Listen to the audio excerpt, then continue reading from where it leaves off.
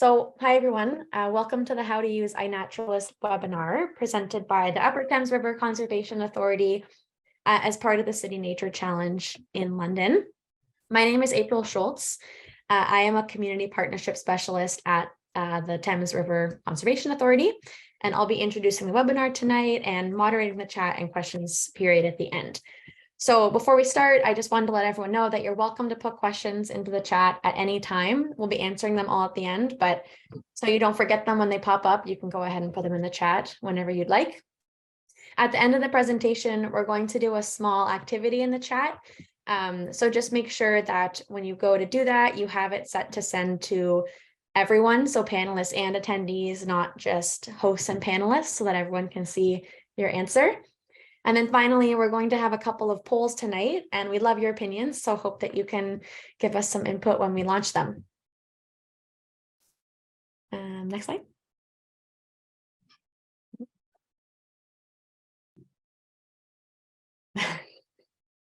First, it doesn't want to go. It's just working, folks. There we go. So just to go over a little bit of an agenda of what we're going to talk about tonight. So first, a welcome and land acknowledgement. We're going to talk about the Upper Thames Community Science Projects, as well as what the City Nature Challenge London is. And then we'll go into using iNaturalist, how to join iNaturalist projects, and then some tips for observing nature and a question period at the end. So first, the Upper Thames River watershed is within the traditional territory of the Attawandaron, Anishinaabe, Haudenosaunee, and Lunapawek peoples, who have long-standing relationships to the land, water, and region of southwestern Ontario. The local First Nation communities of this area include Chippewas of the Thames First Nation, Oneida Nation of the Thames, Munsee Delaware Nation, and Delaware Nation at Moraviantown. In the region, there are 11 First Nation communities and a growing Indigenous urban population, and we value the significant historical and contemporary contributions of local and regional First Nations and all of the original peoples of Turtle Island. The watershed is also covered by 6 Upper Canada treaties, so treaties 2, 3, 6, 21, 25, and 29. So let's talk about the City Nature Challenge, which this webinar is taking place as part of. So this year is the very first year that London is taking part in the City Nature Challenge. And here at the Authority, we're very excited to be partners and very excited to be offering things like this webinar to you all. So the City Nature Challenge is a worldwide effort which encourages people to find and document plants, animals, and fungi in their own cities across the world. So there are 42 Canadian cities participating and over 450 cities around the world participating as well. So it really is worldwide. And it's a competition of sorts, as cities are encouraged to make the most observations, see the most species, and engage the most people. So it's what is called a bioblitz. And if you've never heard that word before, a bioblitz is an intense period of biological surveying in an attempt to record all the living species within a designated area. So all of the data that's collected throughout this challenge will help define our conservation efforts, track biodiversity trends over time, help locate rare species to help protect ecologically significant habitat from development, and also allow for early detection of invasive species spread. So while we are doing this webinar now, the City Nature Challenge has technically not yet started, so its start date is April 28th. But we want to ensure that before people start making observations using iNaturalist, they know how to use it.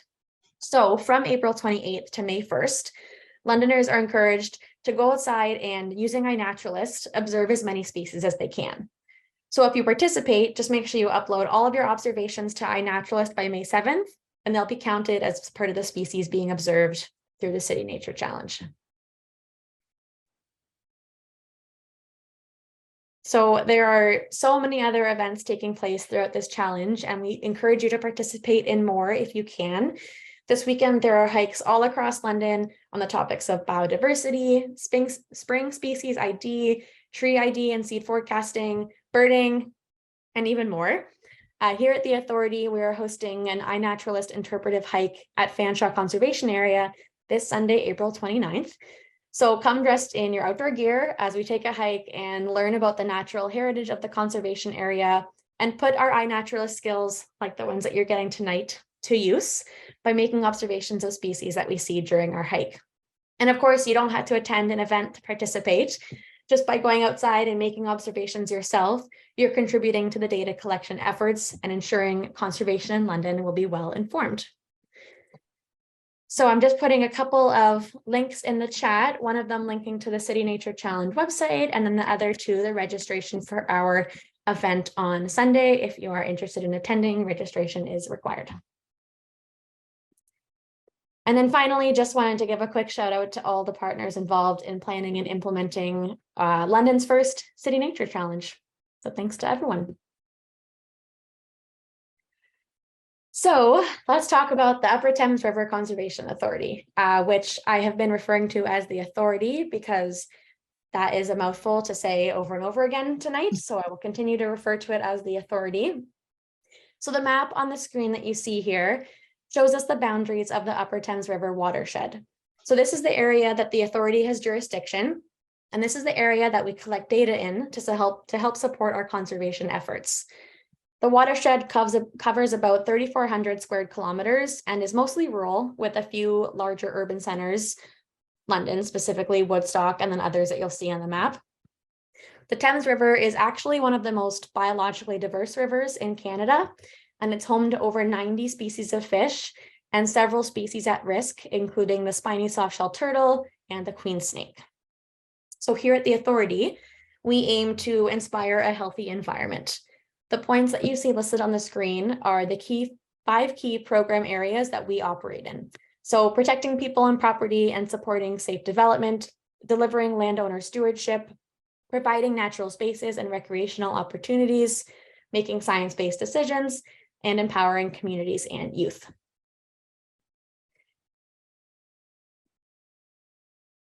So these projects like iNaturalist that we're doing here tonight, they help us with our community science projects that we have at the authority. So if you don't know what community science is, that's okay.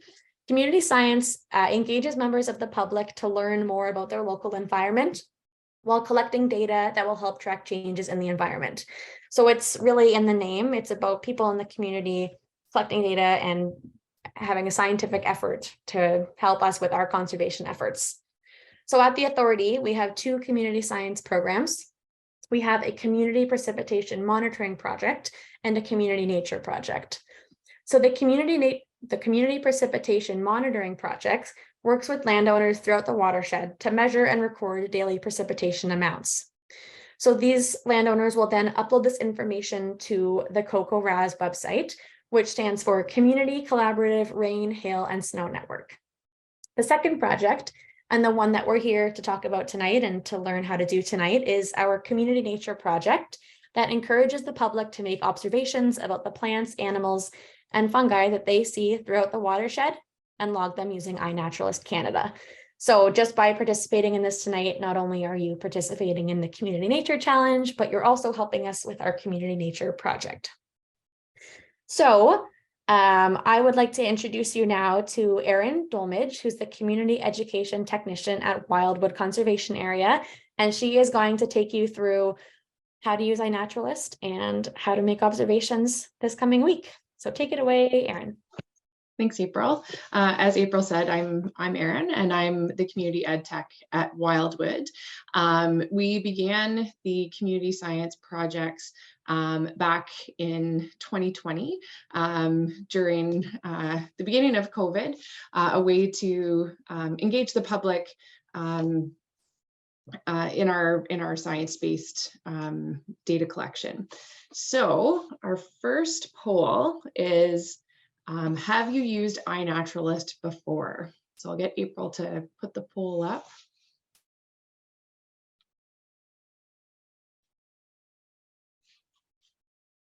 If you just want to log your answer, we'll get an idea of who's used this platform before for collecting data.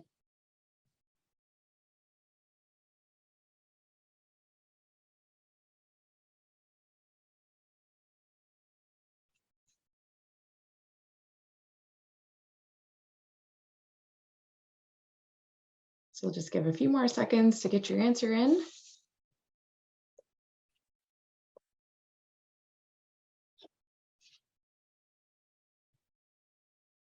And if you want to let us know, April, how many people have used iNaturalist before, that would be Oh, great. sorry, I thought you could see it. No, I can't, sorry. Yeah, so 40% of the people here tonight said that they have used it before, and 60% said they have not. Okay. All right. So as we said, if you have any questions, just pop them into the chat and we'll go through them after the presentation is done. So, okay. So when we were looking at different platforms to use for collecting data, iNaturalist seemed to be the best choice. Because it is used worldwide. Canadian Wildlife Federation, Royal Ontario Museum, NatureServe Canada, they're all in charge of iNaturalist Canada. And all of that data goes into a massive database that the Conservation Authority can access through a data sharing agreement that we already have. So it seemed like a great fit. You can use either desktop application or you can use your phone app, and it connects us with a community of scientists and naturalists that are in the millions. And it helps us build a living record of species and where they're found. It helps grow our knowledge of the biodiversity that we have in our area. We can locate species at risk, track invasive species. There are so many possibilities for using this platform. And it's a great way to just start learning about the natural world as well. Plus, you don't have to use all of those ID guides. They get pretty heavy in your backpack. So we'll head to the next slide. So iNaturalist works by using auto identification software. So when you take a picture, that information gets put into the system, and iNaturalist will use that photo to help figure out what you're looking at. You then share that information with everyone on iNaturalist, and they can go in and verify or agree with the observation that you made. Sometimes experts don't agree with your observation, but they give you suggestions on what it is. And I've learned so much through that process as well. Okay, so with iNaturalist, you can upload photos of plants, animals, fungi, animal tracks. It'll also allow you to upload sound recordings, although it doesn't have auto identification on the sound recordings. If you're using or wanting to use this with younger children, iNaturalist has an app called Seek, and it uses the photo identification software, but you do not have to have cellular connection or data in order to use that app. So we're going to start with how to use iNaturalist on your smartphone, and then we'll go through how to use it on a desktop application. So with smartphones, we have iPhone or Android. So you're going to either go to the App Store or to Google Play and download iNaturalist. It's free to set up an account. So when you go in, you'll be prompted to create an account, and make sure that when you do create your account, that you do it through iNaturalist Canada.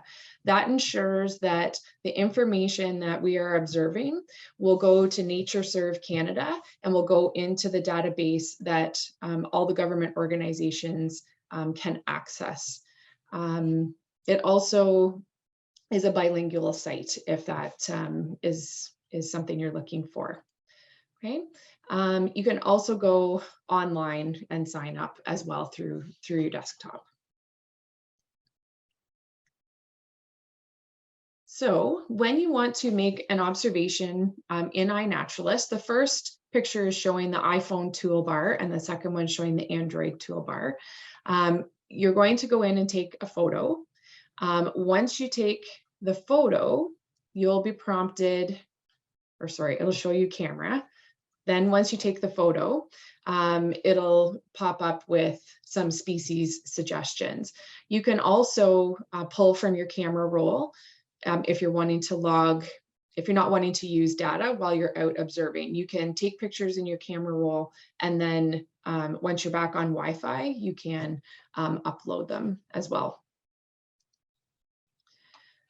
So when we're looking at taking a photo, there are a few things to keep in mind. So we want to make sure that we get the whole plant or animal or fungus. With plants, and I've learned this myself through using the app, you want to make sure that you include multiple pictures. So you can include, if it's a tree, the bark, the branching pattern, the leaves, the underside of the leaves, as much information as you can put in there, the better chance you have at getting an accurate identification. So we always want to try and make sure we get good lighting. It's not always possible. Make sure the subject is in focus, and try to isolate your subject, especially if it's a plant. You really want to try and focus in on the plant that you're trying to identify. And we'll go through some picture examples in a minute here. Something else I've learned as well is that if you're wanting to identify fungi, it's important that you take a picture of the bottom of the mushroom so that you can see the gills and the underside of the mushroom. So we thought we'd try a little photo quiz. You can pop your answer into the chat just based on that last slide on how to take a good photo for iNaturalist. So do you think this one looks good, or would you try again?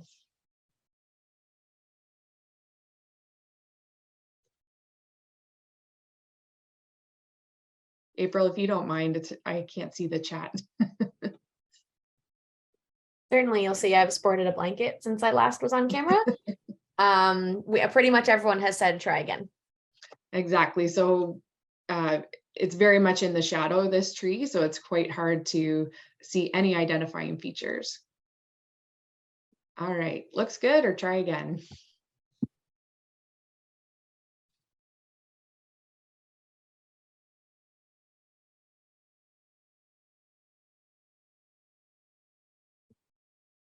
Yep, try again, everyone. And this can happen quite easily, I find, with a phone, depending on your camera. So it's better to take a picture further away if you can't get it in focus. Looks good, or try again.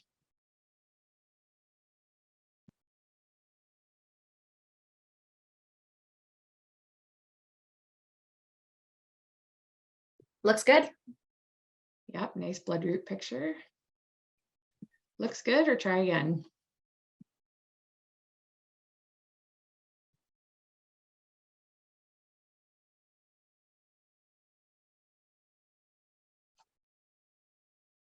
Yep, we have try again from Carrie, Shelby, Susan, Sarah, Christine, Yeah. Kathy. So there's a lot happening in this picture. We've got trout lily leaves, we've got dead leaves from the year before, moss. So you really want to try and focus in on the one plant that you're identifying. Looks good, or try again.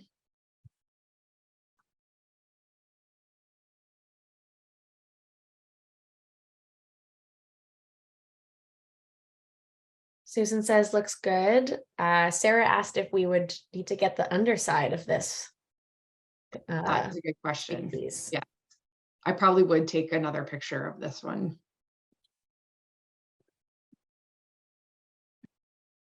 All right, I think this might be the last one. Looks good, or try again.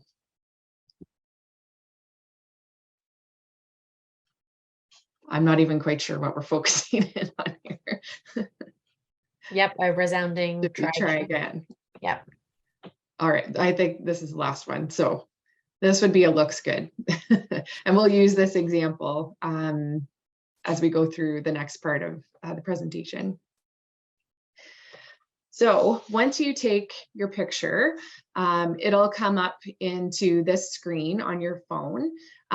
This is where you can add multiple pictures. So the plus sign, and I've done this before where I've added multiple shots from different angles, especially with plants. Then you can click on what did you see? And a list of suggestions will pop up.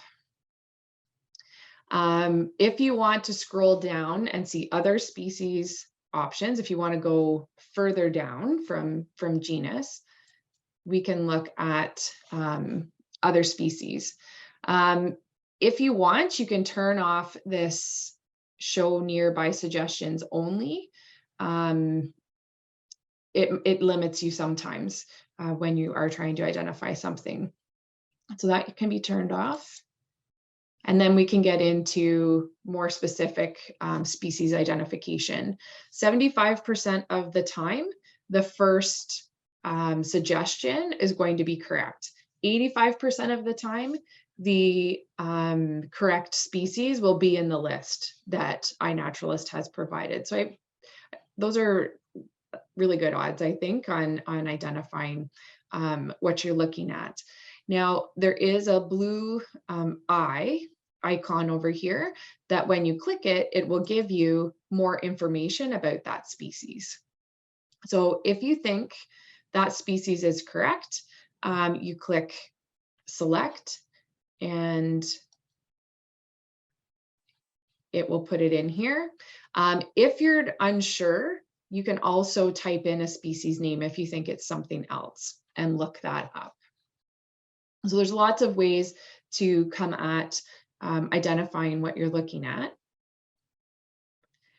Once you've selected the species that you think it is, there are a few things to keep in mind. So ensure that the date and time are correct.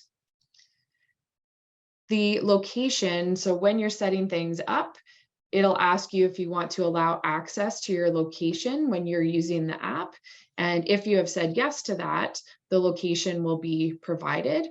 You can also enter the location manually. So each one of these arrows down the right-hand side will take you to another screen where you can modify your information. Geoprivacy has to do with how everybody else sees your data. So if you select open, it means anybody on iNaturalist can look at the location of that observation.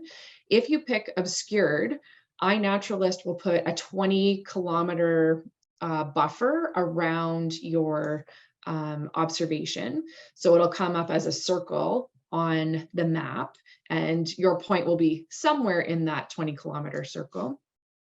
But the actual location will not be provided to everyone. And if you select private, it means no one can see the location except yourself. So a couple of things that we ask people to keep in mind when you are recording observations is that if it's a species at risk, that you select obscured. And if you are on private land, either you've been given permission by the landowner to post the location, or you obscure the location there. I know in talking with Canadian Wildlife Federation, they were talking about another app for birding called eBird, and people were getting other birders showing up at their personal property because they'd posted a bird on the app. So just when it comes to private lands, just make sure you have permission to post the location. Otherwise, you can obscure it. You might run into a captive animal. We want to make sure that if it's not a wild animal or plant, that this section is identifying it. So you would click yes if it was something that was captive or cultivated. And then once you've completed all that, and it doesn't take very long, most of that is already filled in for you. It's just if you want to modify any of the information, you'll click share and your observation will be uploaded to iNaturalist. So on an Android phone, instead of hitting submit, you'll hit a check mark up at the top right-hand corner. So like I said, 75% of the time, the first choice on the list is the correct observation. 85% of the time it's in the list. After you've selected that, other naturalists will either agree or suggest another identification. If one other person, I should say, agrees with your identification, your observation becomes research grade. And in order to maintain research grade, two people, yourself and someone else, need to continue to agree with that observation. If someone else comes in and says that they think it's a different species, then your observation will be knocked back to needs ID, and someone else will need to agree with the observation. So sometimes it can go back and forth. Most of the time, people agree with your observation and it becomes research grade. Research grade is what conservation authorities and other environmental organizations are looking for. We're looking for that level of identification. So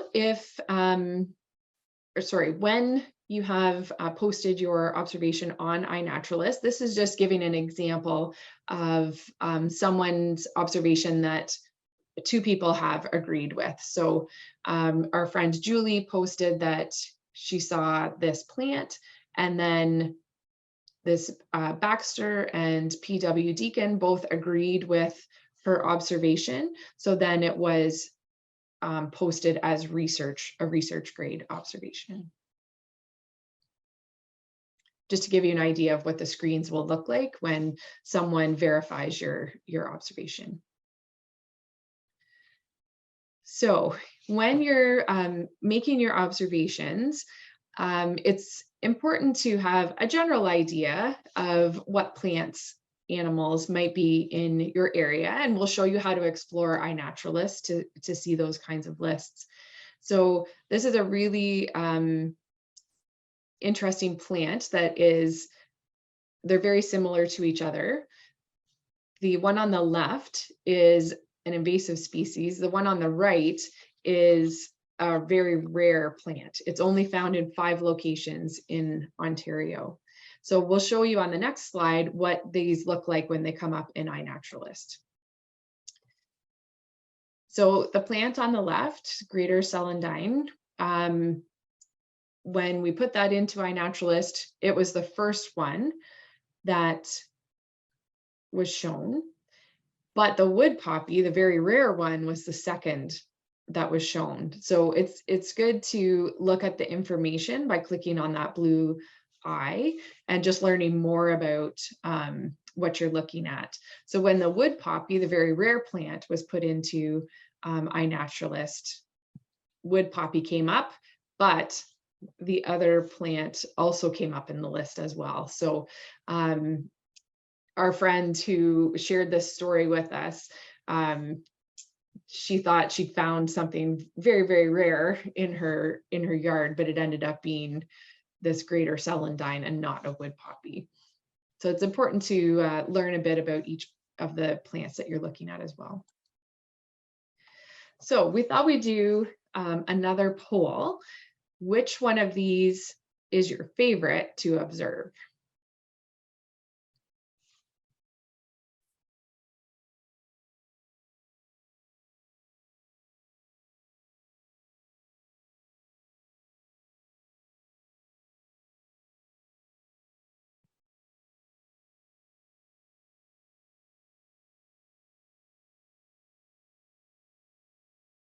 All right, I'll leave it up to you, April, to... Yeah, we're just having a couple answers come through still. But I think we're pretty much done. So I'll end the poll there. So we have resounding 54% for birds. So that's the highest. And then next up is mammals and herbaceous plants at 33%, and trees very closely at 31%. Mammals at 23%. Pretty much every single one was chosen except for amphibians and fish, but the fish can be hard to observe out in the wild, and amphibians maybe aren't as plentiful as some of the other options, but almost every single one was chosen. And when I was searching through iNaturalist to see if fish were actually being observed. They're on there, but it's a very small percentage. So awesome. Okay, so we'll head to the next slide here. I imagined that birds would be the big one. Okay, so when you want to add an observation using the iNaturalist website, this is what the main screen looks like. So on the top right-hand corner, you can click on sign up to create your account. And then once you have your account, you go to the same spot to log in. So you can log in or sign up. And then once you have your account, so this is our account through the Upper Thames. This is we just have a river icon over here, but you can make your own. That's where you access all your account information. The little mail, you can actually email through iNaturalist. The only way you can access it though is through the desktop. It doesn't seem to be an option through the app. And then there's also chats. So if someone agrees with your observation or disagrees, it'll show up in this little speech bubble. It'll turn red and you'll be able to click on there. So when I logged in yesterday, we had one in there. So you can click on this green upload button. And you can either drag and drop your photos and sounds in, or you can choose your files. And then similar to the app, it will give you the species ID suggestions when you click on species name. Then you can go through and pick the species that you believe it to be. Select it, whoops. And then if you want to learn more, you'll hit view. Instead of in the phone, it was the letter I icon. You just click view to learn more about the species. Not sure where my picture is. There we go. And as in the app, you can also go through and adjust your date and time. You can add the location in. You can pick your privacy settings. So whether it's a public observation, if you want to obscure it, or if you want to keep it private. So just for your information. You can also, I wasn't sure how much I'd added in here. You can also click on the fields section. So if you actually saw 5 Virginia rails, you could go in and add that information into this fields section. And then once you're done, you can click submit. You can use old photos if you want. You just need to know the date and the location where that picture was taken to be able to upload it. So in iNaturalist, when you have an account, you can create projects.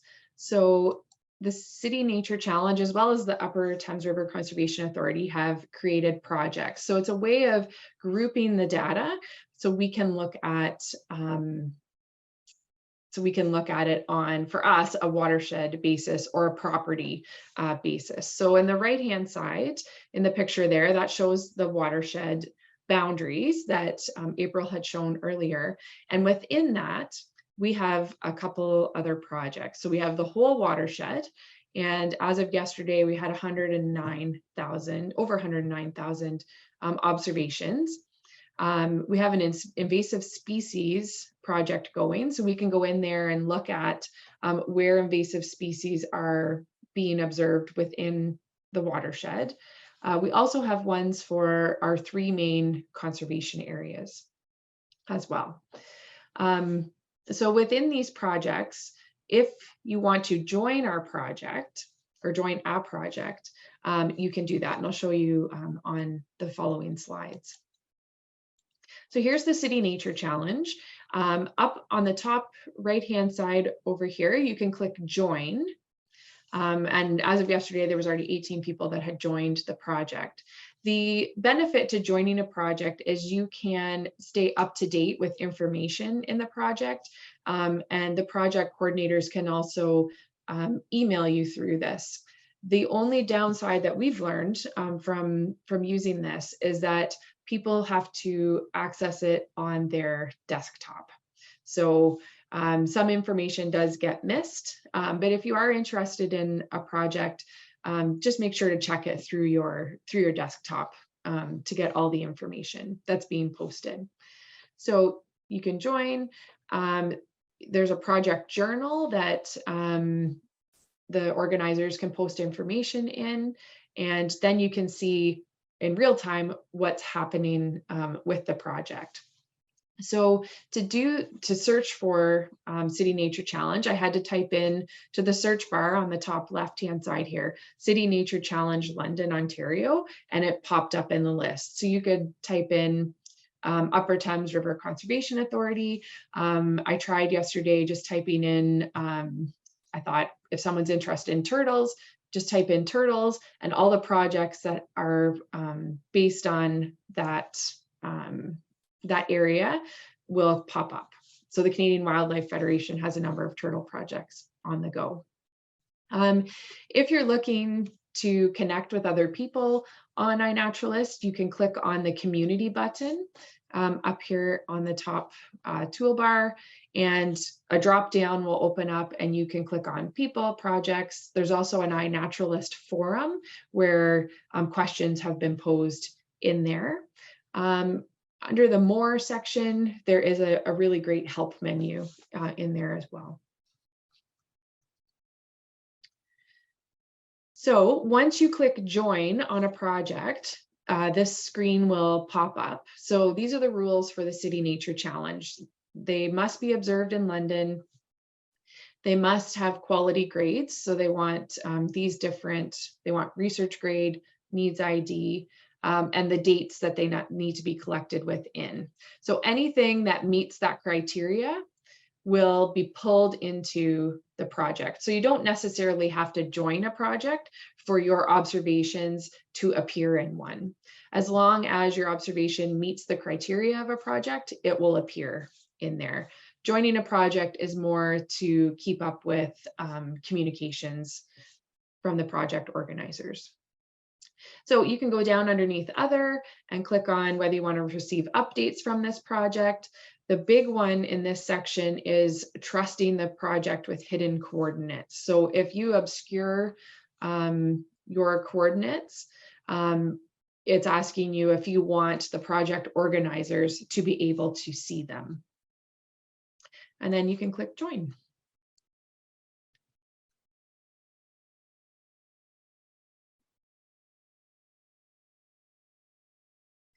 So that was through a desktop. So if you want to join from a smartphone, on your toolbars, on the iPhone, you'll see the 3 dots that say more.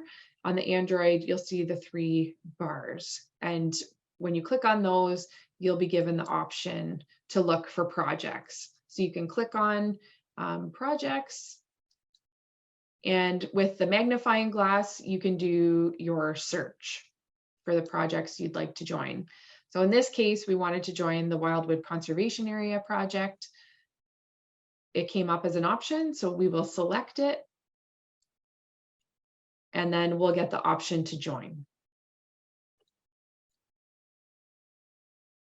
So when you want to explore through iNaturalist to learn what's been found in your area, on your phone, there will be an Explore button. It looks like a little compass, and you can click on that to see what is happening in your area. So you can click on these teardrop shaped markers. They're showing you an observation, and the colors represent different species. So you can click on that and it'll show you what the observation is. Because it has a dot in the middle, it's actually been, it's research grade now, it's been verified. The ones that are circles, open face circles, are ones that either need ID or have obscured coordinates. So red represents insects, green is plants, blue is animals, and pink is fungi. So just to give you an example from your desktop, that toolbar that was across the top, there is an explore function, and you can add a location. If you wanted to focus in on London, you could type in London. There's also to the right-hand side a filters button. So there's all kinds of ways to filter the data. So if you want to get into verifying an observation through your phone, you would click on an icon. So like I said, the rings are ones that maybe haven't been identified yet. You can click on that, and then this picture will pop up. It's telling you that the person has suggested it's a song sparrow. When you click on the little speech bubble icon, it gives you the option to suggest an ID. So when you click suggest, you can agree with them. So that'll, you click on the species that you believe it to be. And then you're just going to click save, and it will add your verification to this naturalist's ID.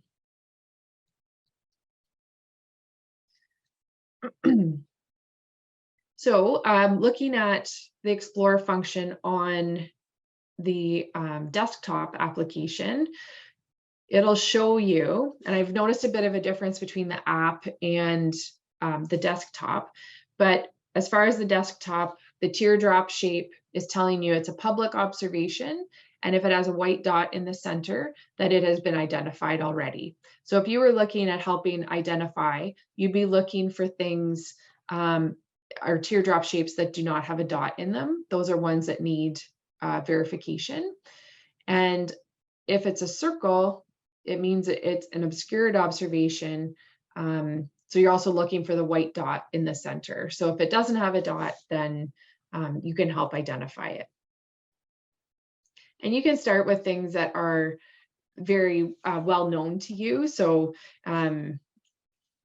birds that we see all the time, if it's a chickadee or a blue jay or cardinal, ones that you know for sure, you can go in and start helping identify. So you can, in this top bar here, search by species. So if you want to search black-capped chickadee, you could go in, and if there's any that need verifying, you could help with that. Whoops. So once you click on an icon, a similar screen to the app will come up, and you can click on suggest an identification, and then pick the species name from the list that's suggested, and save your information.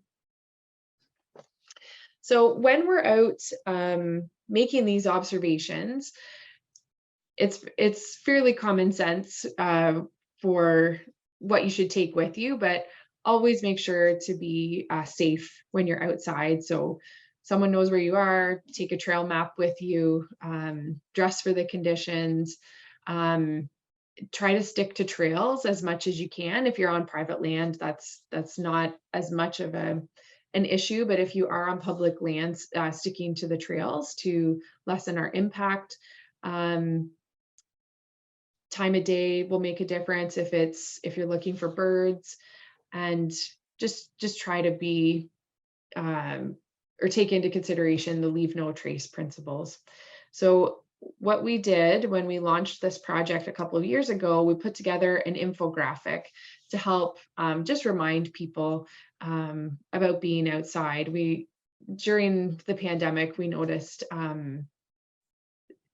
that people maybe needed reminders about this. So we came up with this graphic. So like I said before, if you need, if you're wanting to go on private land, just make sure you have permission to be there, respecting wildlife. So if there is birds that are nesting, or you see a fawn just off the trail, just respecting their space, watching where you walk. So like I said, sticking to managed trails, protecting species at risk. So what we've done on our website under the Community Nature Project, we put together lists. So we have a list of species at risk in our watershed, as well as a list of invasive species in our watershed. If those are of interest to anyone, you can download the PDF from there. Like I said, leave no trace. So we minimize our impact on the environment. And if you find anything, just leave it behind so that others can enjoy it as well. So we thought we'd go through a picture quickly, just to get you thinking more from a naturalist perspective. And these are skills that I'm still working on as well. So we're obviously looking at a trillium here, but just things to keep in mind when we're observing. I'm just gonna move this out of the way. So we're always trying to improve our observation skills and looking for those really small details that separate plants and animals from each other. So looking at this one, we have 3 petals, 3 sepals, and 3 leaves. So that sets it apart from other 3-leafed plants right away. The flower has a lovely smell of rotting meat. And the habitat is super important as well. So this flower is found in the forest and it's blooming in early spring. So that really narrows down what we're looking at. Whoops. So we thought we would do a chat waterfall. So what that means is that once the question goes up, everyone can enter their answer into the chat right away. And as April said, just make sure to have it clicked so that everybody can see what's happening in the chat. Okay, all right, the question is, where are your favorite places to observe nature?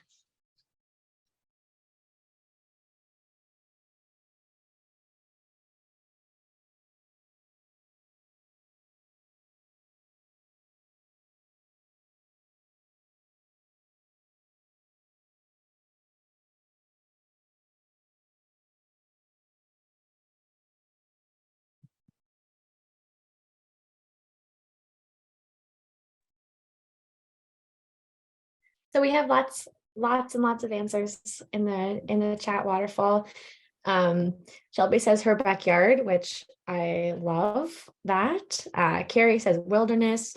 We have some ESAs in London, near water along the river, trails, conservation areas, provincial parks.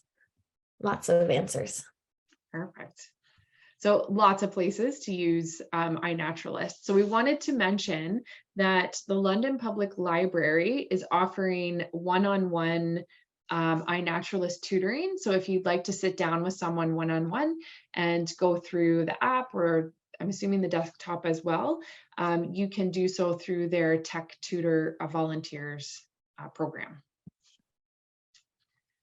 So if there's any questions, I know that was a very quick overview of iNaturalist, but if there's any questions, just let me know. We can get them answered. So far, no questions. And I just put a link to the Tech Tutor Volunteers from the London Public Library. They have many events. So if you just search on their library, on their website, Tech Tutor, you'll come up with any events or any programs they have coming up in the future.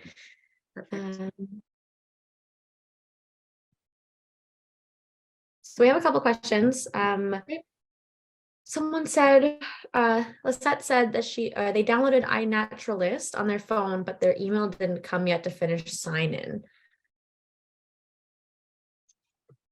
Okay. That is a good question. I'm just wondering if in the help menu on iNaturalist, there would be an answer to that. So we can look into that, and we can send out to all participants the answers to the questions through email. So whether it maybe went to junk email, or whether you just have to do the process again, but I'll look into in the help section if there's something on there. We have some more questions. So Susan asks, can you access your account via the desktop and phone? I'm not sure if you can do it at the same time, whether it would kick you out of one or the other, but you can access it either way. So just your email and your password will get you into either the desktop or the app. Sarah asks, could a teacher make or view a private project and invite their students to join and make observations? So we've chatted about this a few times because we'd like to bring it into our education programs as well. What we've learned from the Canadian Wildlife Federation is that if the teacher makes the account, then just gives the students access to that account. That way the teacher can change the password each year, and you don't have 20 students with their own accounts. It helps control what's being posted to iNaturalist. So if it goes through one account that the teacher controls, then some observations can be deleted if needed. Susan asks, when you are uploading multiple photos from your camera roll, is there a way of saving a location to reuse for subsequent photos? I'm not sure I understand your question, Susan. If I'm Erin, if you do, if not, Susan, if you could elaborate, or I can unmute you if you'd like to your question verbally. You can just raise your hand if that's the route that you want to go, and I can unmute you. Okay, you should be able to unmute yourself now, Susan.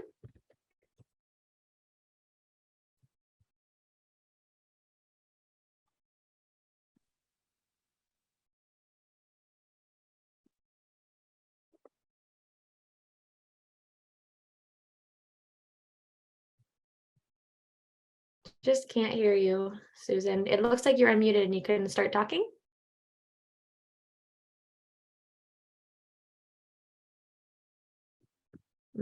No, it doesn't seem to be working. Well, if you could elaborate in the chat, Susan, we have a couple more questions and we can come back to yours. For sure. Shelby asked if there are any tips for getting a good bird or animal shot with a cell phone. It helps if they stay still. It's hard. I find I have an older phone, so it doesn't zoom in as well. The main thing is to get the shape of the animal, colors. I was looking at some observations last night, and one said it was a female cardinal, but it like blended in with the tree, so it was really hard to see. So I would say just try your best, and learning, how far your phone will zoom in and out. It just takes practice. We're going to go back to Susan because there's two Susans and I clicked on the wrong Susan. So, Susan Goods. Yes, can you hear me now? Yes. Okay. So what I was trying to do a while ago was I was trying to add some photos from a trip I had taken earlier in the year. And so for the first photo, I uploaded it. I found the location on a map, and I forget exactly how it works now. Clicked it and that was fine. So do I have to go through that process for every photo, or is there a way to say, name it and then reuse that location every time? Because it wasn't it wasn't a specific city, it was a specific location in the wild.